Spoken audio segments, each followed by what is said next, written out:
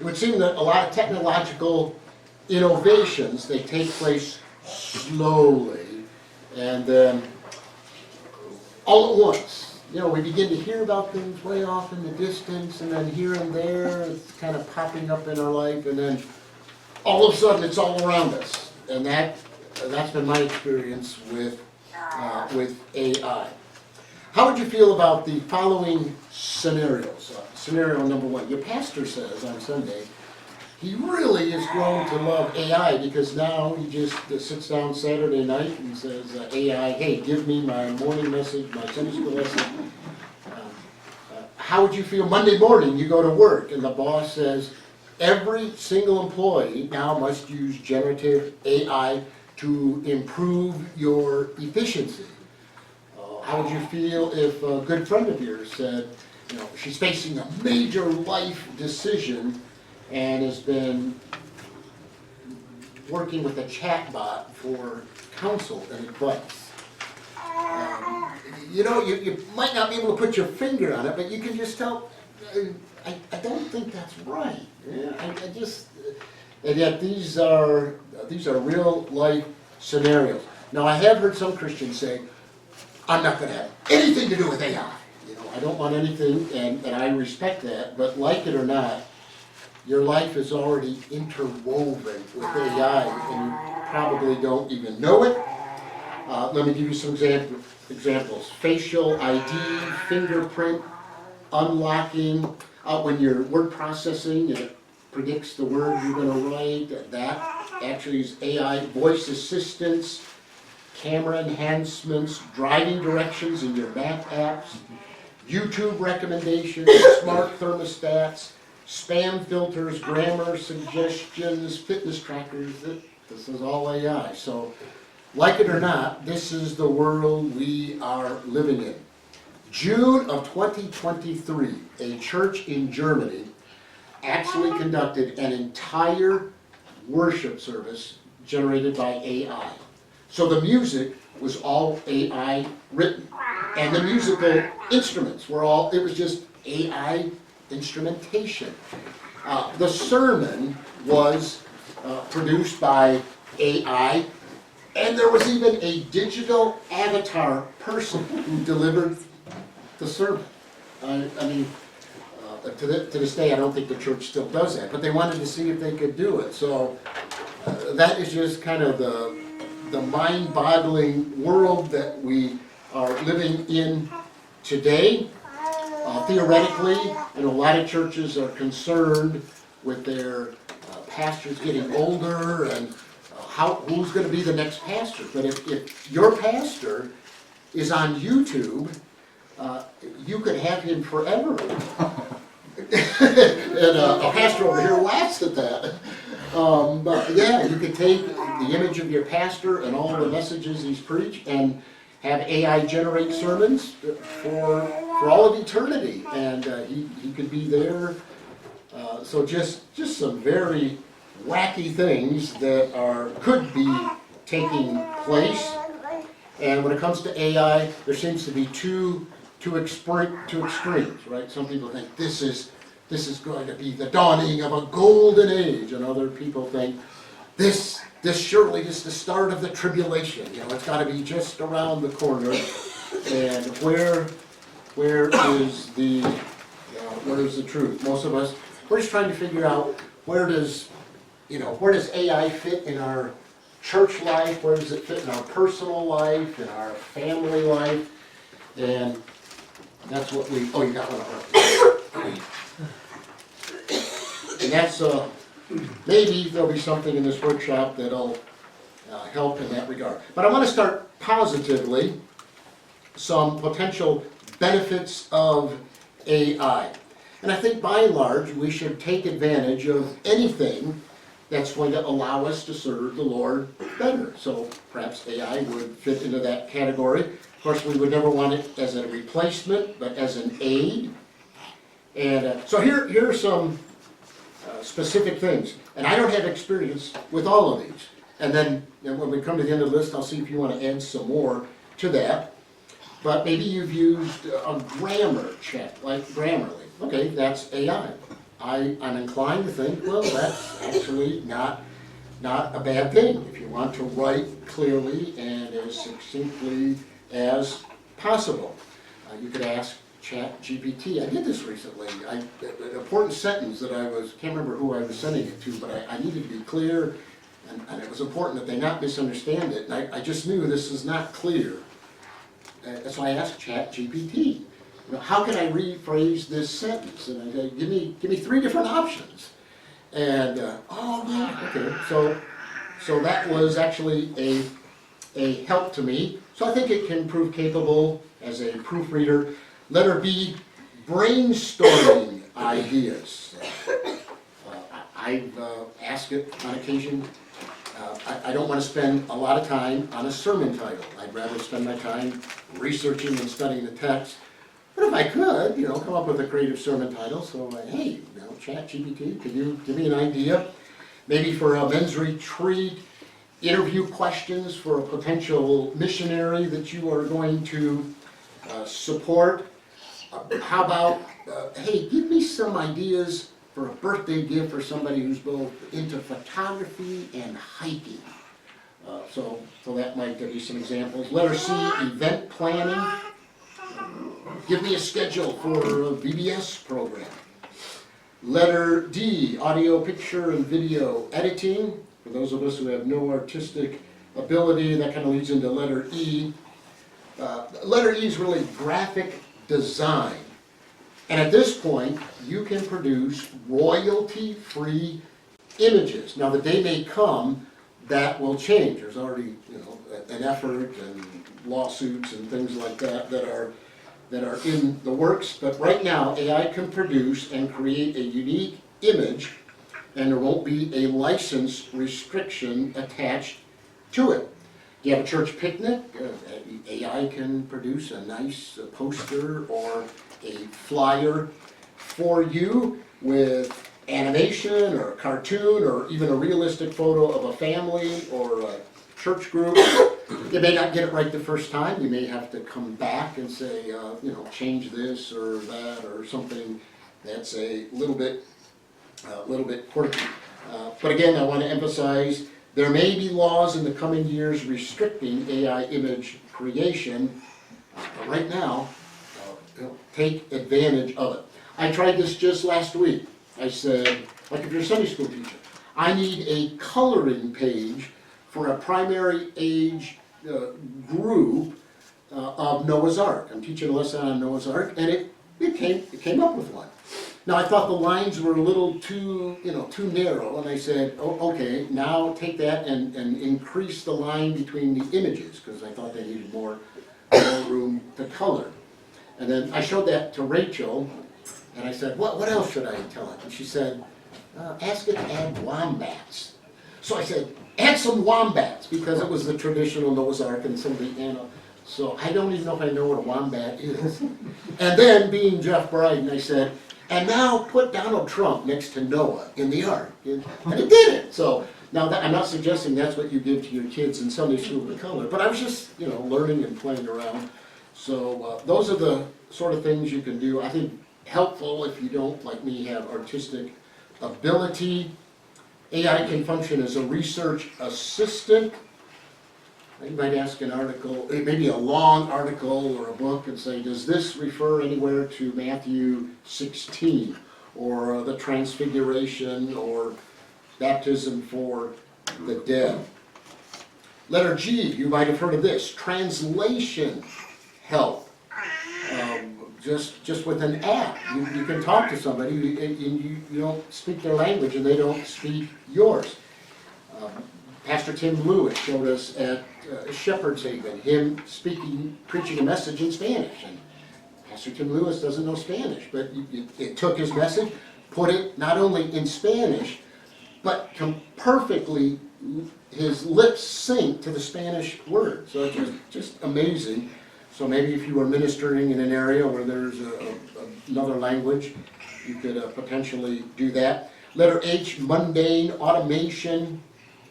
This would be like self-driving cars would fall into this category. Medical diagnostics. In 2023, ChatGPT passed the U.S. medical licensing exam. Recently, Kathy Brown, this would be Pastor Lawrence's sister-in-law, had a medical report, and she wanted to share that with people who knew her and were praying for her. But it was really complicated, so she ran it through ChatGPT, and it put that complicated medical report in very understandable language. So you can do that with AI. Not just medical reports, but anything. And say, put this on the level of a sixth grader. Put it on, explain to me how a nuclear reactor works, and explain it on the level of a kindergartner. So you could really have fun and really use it in that regard. So medical field is using it. Letter J, financial fraud monitoring. Letter K, summarizing. So AI can do a good job of summarizing a video or a podcast or an article. And again, you can, in your prompt, you can limit it. You say, give me a summary in 100 words. I guess all of us who talk about AI all have to say, well, we're still new at this because AI is still new. Now, it's a little more difficult for books in this regard because AI does not have access to the manuscripts of copyrighted material, but usually there are enough other references out there to this copyrighted material that AI can take that and still give you a summary of the book. Letter L, reading books and documents. Virtually every book ever written can now be made into an audiobook, email filtering, and replies. You could almost have an unpaid staff position to help you organize and respond to emails. Bible study. Come up with a Bible plan for me. I now only have, what is this, May. I now only have 7 months left. How can I read through the Bible? And it can come up with a plan. Look up references quickly. Make full lists for you. Get background information. Overviews of difficult interpretations. Now, AI can make mistakes, and I'll talk about that shortly. But here's how I am learning to use AI. Recently, I was preaching through Genesis, and it seemed like Sarah, she's the only woman in the Bible that were given the age that she died. And I thought, that can't be, but based on my research, that seems to be the case. So I checked with AI, and it confirmed it. So I thought, oh, okay, if that's what I came up with, and AI says it, then okay, that's probably right. Now we could flip that the other way. If you just out of the blue just asked AI, how many women in Scripture are we given the age at which they died? And AI said, well, only Sarah. Then I would always want to then go back and try to verify that. So anyway, not that the age of Sarah's death is the most important thing. That's just something that I happened to deal with a couple weeks ago. Letter O, writing. Email drafting and response assistance. Social media and content creation. I'll even admit, I generally don't want to do this, but I got so behind in writing a thank you note. It's been more than 2 months, and so I actually asked AI, can you give me an idea? I'm just brain dead. How could I word a thank you note? And I mentioned the person and the circumstances and the gift, and wow. Now for me, I can never just take what AI gives me. I still have to, tweak it and rearrange it a little bit, but if you're brain dead, writers, what do they call it? Writers, writer's block. Sometimes it just kind of primes the pump a little bit. Letter P, I kind of touched on this a little bit. If you are a teacher, wow, just all sorts of things. Design quizzes, exercises, instructional materials tailored to various subjects. It'll create lesson plans. It'll create PowerPoint for you. I did that recently. Now it'll create a PowerPoint, but okay, I found that I had to keep coming back and say, okay, fix this. Okay, how about this? How about bigger font? And I began to think, maybe it would have been the same amount of time if I would have just started from scratch and done it myself. But if you need something quick, just to get it out there, maybe it could help you. Letter Q, learning, productivity tools, and advice. You name it. Help me with time management. Help be my personal fitness trainer. Give me some help with planning my finances. Recipe, give me a recipe for this. And now give me a grocery list, so when I go out to buy the items that I need are the things that you can do. Learn new skills, painting or cooking or gardening. I'm going to New England for 7 days. What are the things? Plan out a trip for me, and it'll do it. And what are the must-see things? I asked AI recently, knowing that I was going to have 1 day in North Conway yesterday. I said, what are the things in North Conway within 90 minutes that I really need to see? And then eventually, when I saw the weather forecast, I had to revise that. I said, okay, what are the things that I can do on a rainy weekday in North Conway? When my wife and I woke up yesterday and saw the fog and the rain and all that. So I'm not going to trust AI for biblical insight, but for suggestions on where to go in North Conway, I'll do that. Or how do I fix, I've got a new asphalt driveway, oh, my car's leaking oil, how do I deal with that? Okay, if AI misleads me, I don't care about that. But it came up with this amazing plan on how to take care of this oil spill. And it even asked me, okay, do you want this to be low cost? Or do you really want to do it upright so you could hardly tell there was an oil spill? And it was just amazing in that regard. I pray through our church directory, and I do that in the pastoral prayer as well. So I've been doing that for enough years now that I find I'm kind of getting into a rut, with the same, requests. So I actually asked AI, can you give me some biblically based prayer requests, to pray for a teenage guy? And it was amazing. They were great requests, and I even used some of them. My wife and I had lunch with Pastor Delavan, who spoke this morning, and his daughter Kristen, not too long ago in Kittery, Maine, and he invited us to join them to what he called a dive. And I didn't really know what a dive was, but I figured, well, Pastor Delavan's going, we'll go. And so I asked AI, what's a dive? And a dive is it's a restaurant, maybe not the best atmosphere, it kind of looks maybe a little dirty, but it's great food. And the locals know this is the place to go. And then it asked me, would you like to know some dives within 30 minutes of Parsippany, New Jersey? And I said, sure, why not? So that is AI for you. What else? I've asked AI for pastors. It's fantastic for illustrations. My whole life, I have files, and I'm always looking for illustrations. In the old days, I'd cut out a newspaper and Reader's Digest, and I'd file them away.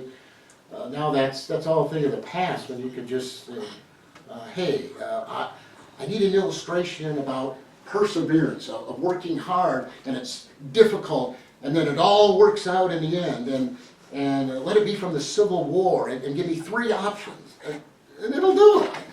And so, now I find, like, if I get 7 illustrations, one of them I'll think, oh, that's pretty good. The other 6 I'll say, yeah.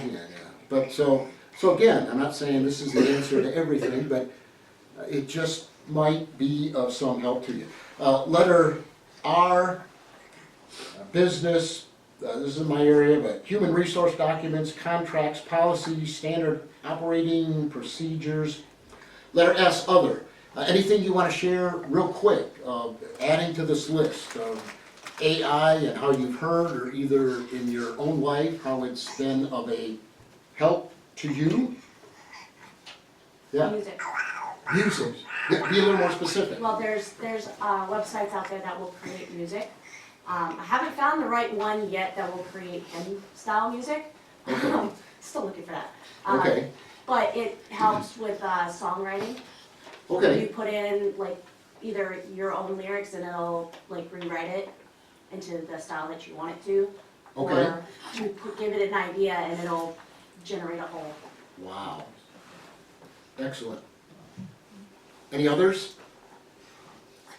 I guess Yes. it falls under summarization, but just meeting notes, like I used to have to take all the meeting notes and action items, and now I can actually participate versus be writing during the meetings at work, so now at the end, you just ask for whatever summary you want. It lists out all the action items, assigns them all, and Wow, like really saves a lot of time. wow. Yeah, there's so many things that I haven't even thought of yet to even let AI give it a shot at.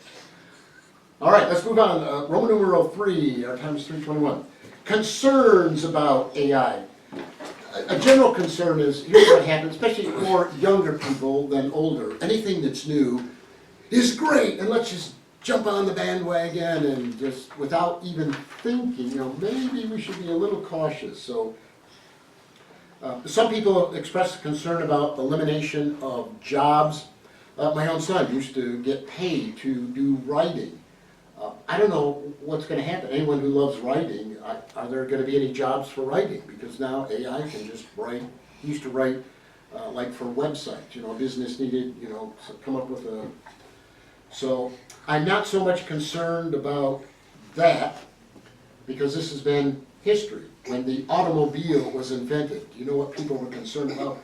Oh no, blacksmiths are going to lose their job, and carriage makers are going to lose their job. But what actually happened? Well, it created an entire new industry: auto manufacturing, oil and gasoline, road construction, insurance, mechanics, drivers, engineers, traffic planners. So it didn't replace jobs, it reshaped the whole economy. And that seems to be historically what's happened. People are afraid, oh, they're going to lose jobs. Is that going to be the case with AI? Well, we don't know. Still too early in that regard. So here are some of the things that I will share. Surveillance. Now that I've been using AI, I'm really kind of amazed and concerned how well it knows me. It's spooky. And all it has to go on is just whatever information I've given it. But it's got all these algorithms. Oh, since he does ask that and likes that and is involved in that, he probably, and it's almost always right. I mean, it got talking to me about Majesty Music and Ron Hamilton, and I've never said anything about Ron Hamilton and Majesty Music, but I figured, oh, he must be one of those fundamental Baptist pastors, and he's conservative in his music. So that's interesting. AI. Obviously, it can recognize photographs, speech patterns, walking styles, hairstyles, facial features, tattoos. You could set up a camera in your lobby and it would recognize a registered sex offender. Is that a good thing? You could use AI to get data. Here's a true story. A teenage teenage girl received information from Target about maternity clothes and baby clothes. And her dad came in just irate, just really took the manager to task, and the manager apologized and did what he could to make things right. And it wasn't too much longer that the father came back in and apologized. His daughter was pregnant. Somehow she had allowed information to get out there, and Target had gotten this information and knew about it before her own father knew about it. So like in a church setting, we could purchase data about people who have financial issues. And we could send them a brochure about, we're having a financial seminar. That could be really good, or that could really backfire, right? So there, yeah, how a church would use the information that's out there, that's something worth considering. Letter B, bias and prejudice. So AI reflects those who have written or spoken online.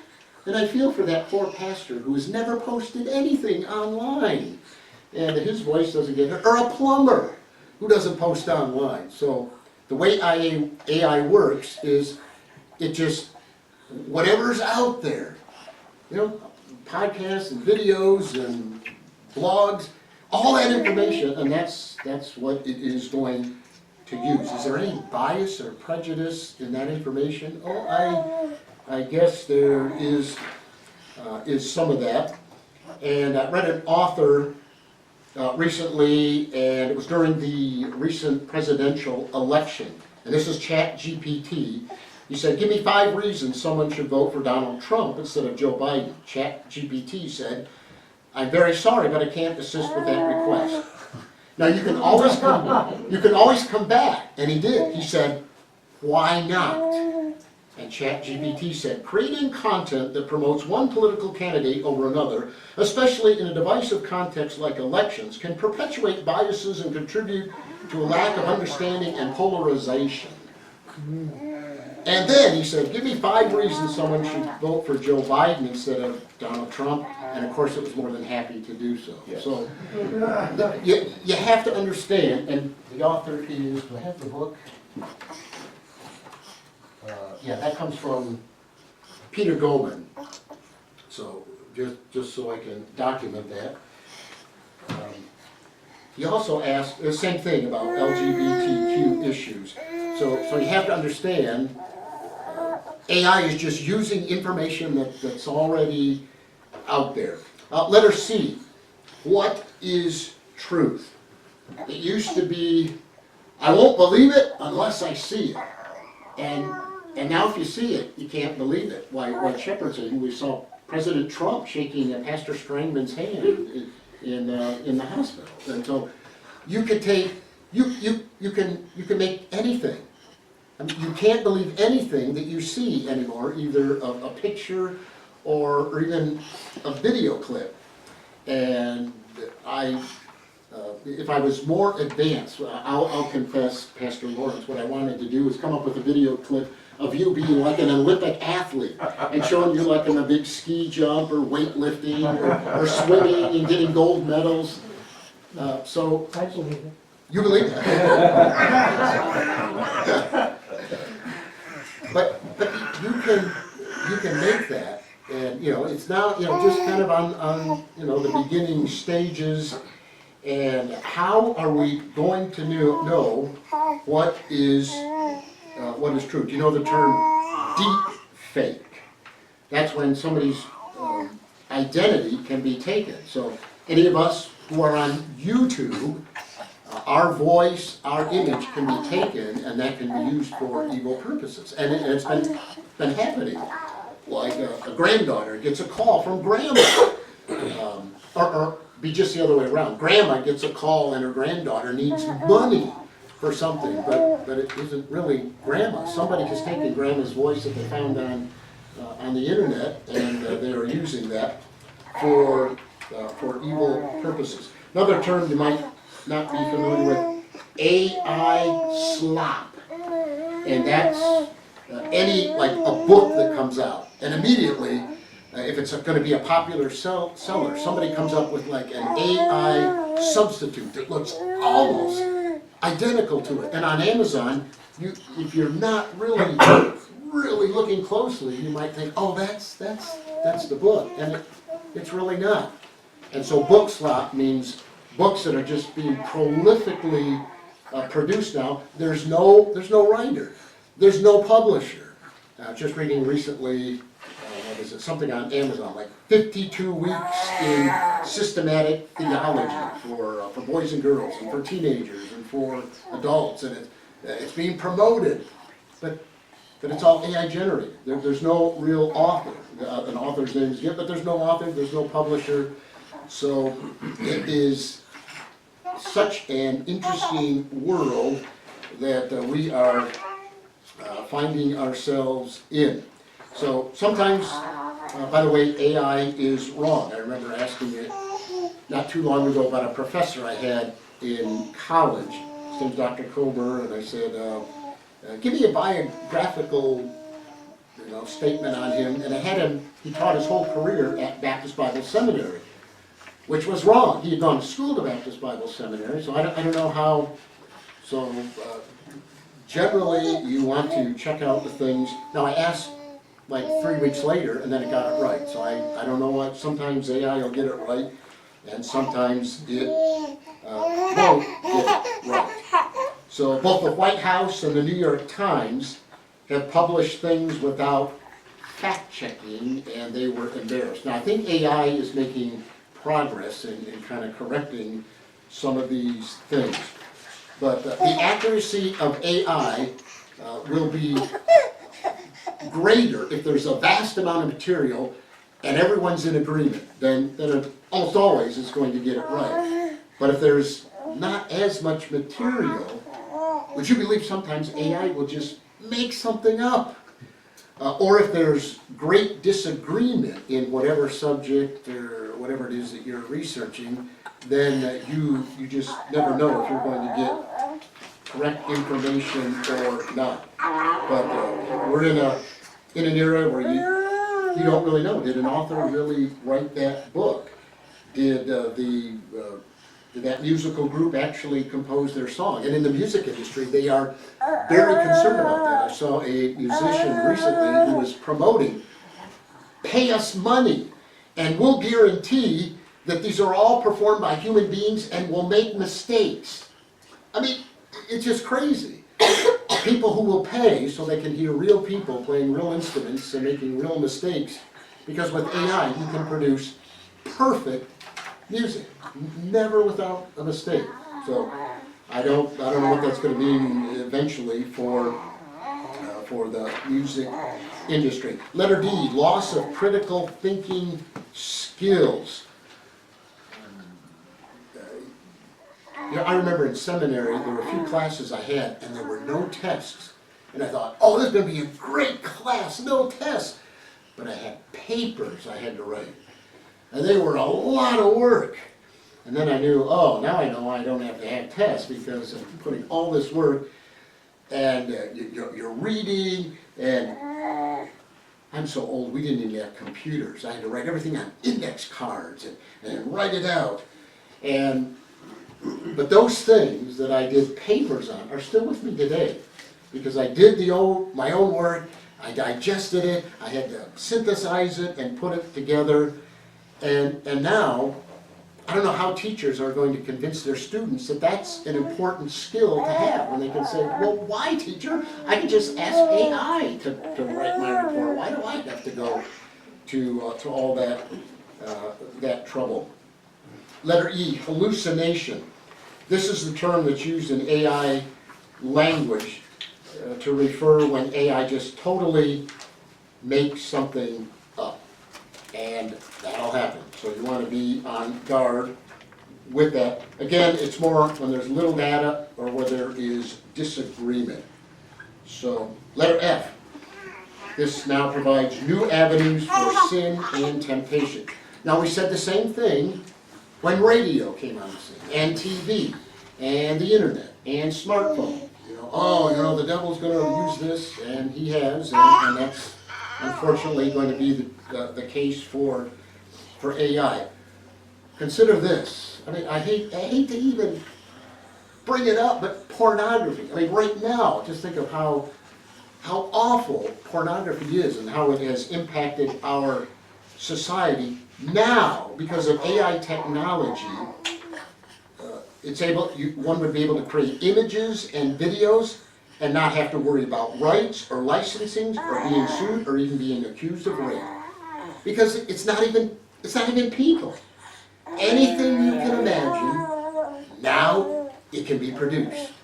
That's the wonder of AI, and that's the danger, because it can be used for such evil purposes. Letter G. AI does not know anything. Now, I'm not trying to be mean, that's just the fact.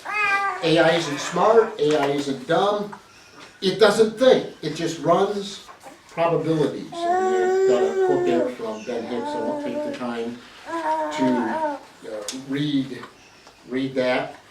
So AI is not creative, it can never do anything but regurgitate what's already out there. That's how AI works. So it doesn't think. But it sure seems like it thinks better than I do. And whenever I decide, it seems like, it can correct it. And when I come up with a good plan, it always seems to come up with a superior one. Could it be that there comes a day people are just willing to just give over their life to AI? Would some people actually come to the point, all right, AI, decide who I should vote for? Who should I pick for a spouse? You're smarter than me. Where should I go to church? What kind of a job should I have? So some serious things to think about. I will read the summary here. And this is important. AI does not know right from wrong. It doesn't know truth from lie. All it knows is what it has gleaned from billions of bits of data fed into it and then pieced together through an algorithm that is as slanted and as biased as the people who created it. Next statement, I can't help but wonder whether AI will eventually make it so impossible to sort real from fake and factual from fabricated that the two will somehow blur together in such a way that AI becomes the arbiter of our truth, that we must trust it more than we trust ourselves or any other source of knowledge. Now that sounds alarmist and that sounds extreme, but I don't know. All right, let's move on. This is most important. A biblical perspective on AI.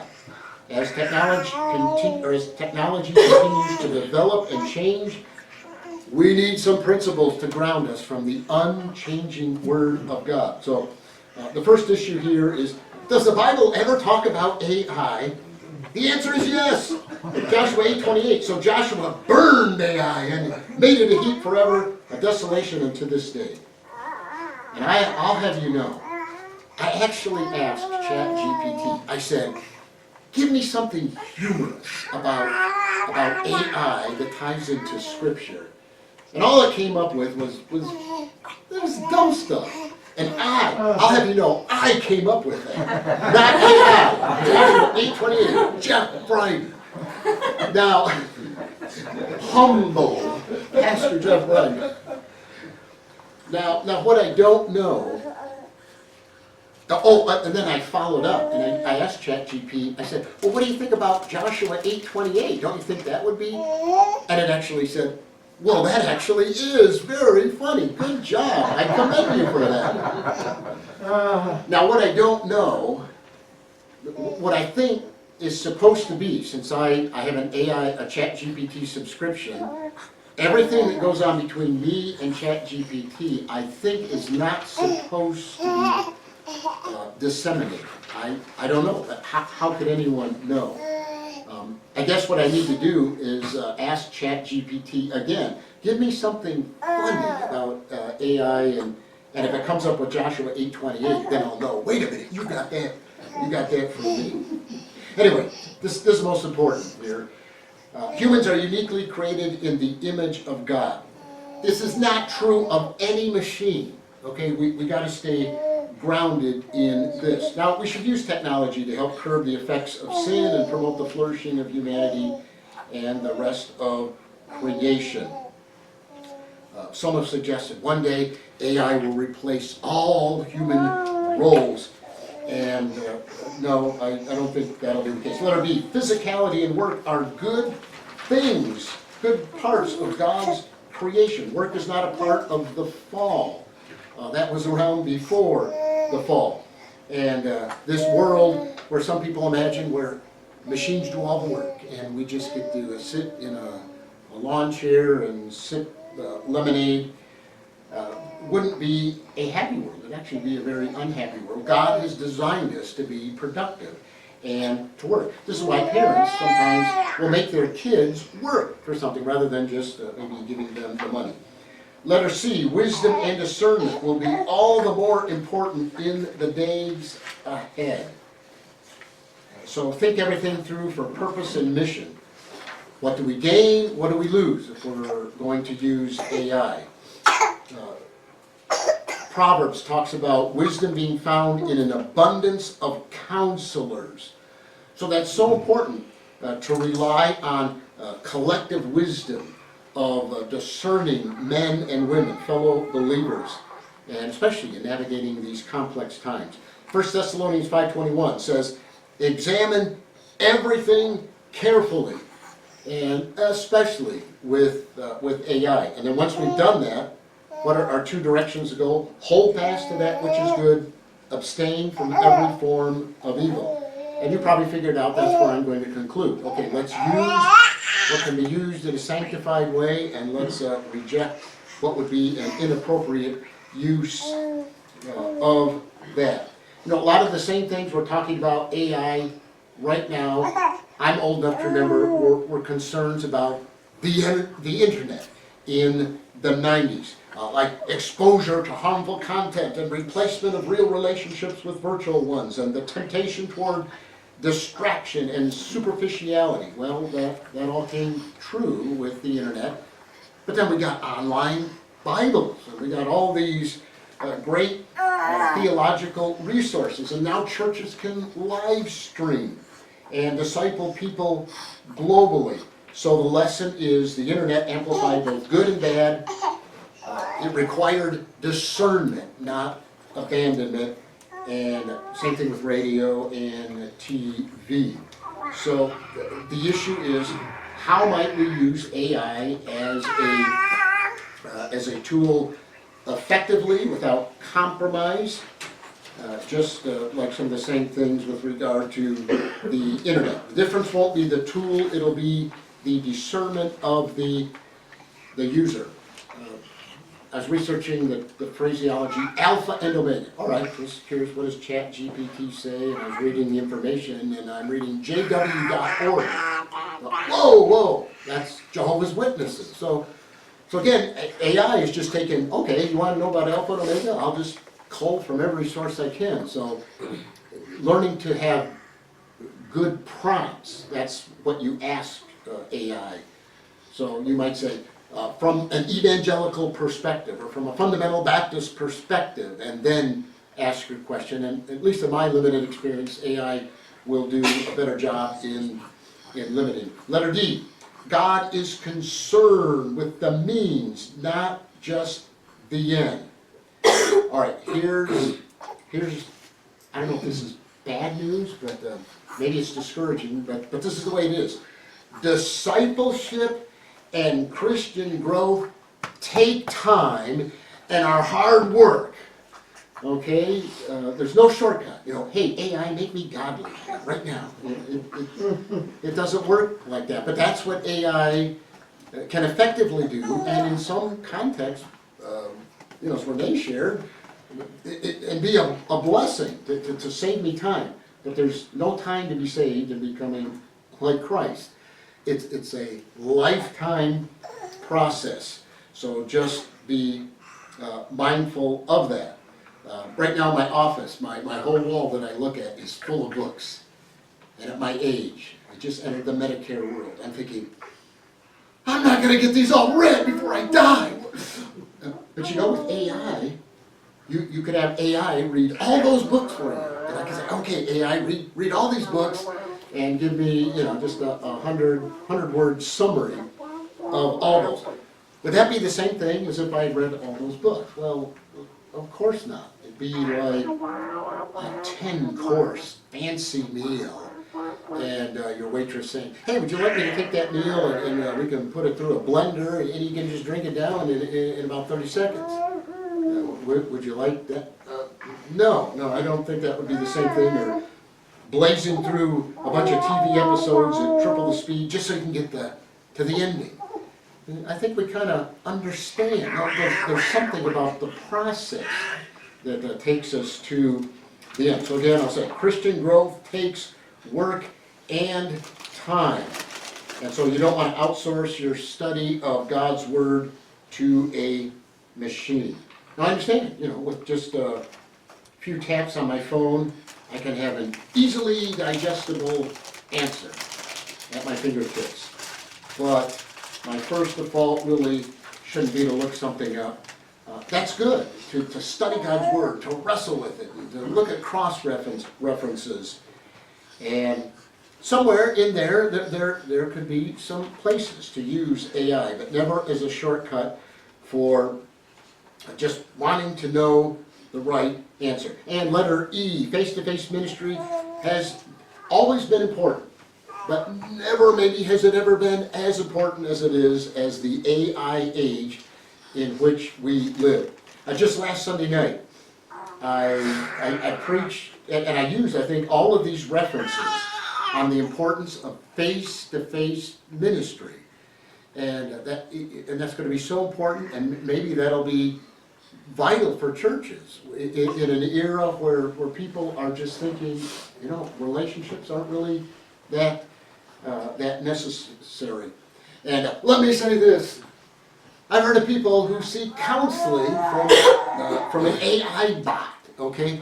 I know you think your pastor is busy, and he is busy, but I guarantee he wants you to talk to him, okay? If you're struggling with something or want to ask a question, don't go to an AI bot. You need a human being who has wrestled with God's Word, and a human being who can cry with you and put a hand on your shoulder, and you can talk with and get answers to questions.